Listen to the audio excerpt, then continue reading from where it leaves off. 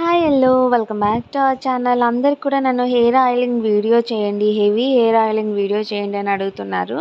So next upcoming వీడియోస్లో అయితే నిజంగా ఛాలెంజ్ అనేది తీసుకొని నేనైతే అలాంటి వీడియోస్ అనేది పోస్ట్ చేస్తూ ఉంటాను.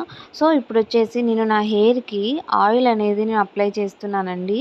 మీరు ఎప్పుడైనా సరే హెడ్ బాత్ చేసేటప్పుడు అలా డైరెక్ట్గా హెడ్ బాత్ అనేది చేయకండి. కాస్త ఆయిల్ అనేది అప్లై చేసుకొని, మీకు టైం అనేది లేకపోతే జస్ట్ 5 మినిట్స్ అయినా అలా ఉండనిచ్చుకొని వెంటనే హెయిర్ వాష్ చేసుకోండి. అప్పుడు మీకు హెయిర్ అయితే చాలా స్మూత్గా, సిల్కీగా, బ్లాక్గా కనిపిస్తుంది.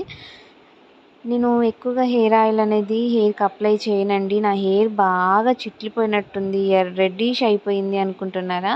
సో అలాంటి వాళ్ళు ఈ హెయిర్ ఆయిల్ అనేది యూస్ చేయండి. మీకైతే రిజల్ట్ అయితే చాలా త్వరగా ఉంటుంది.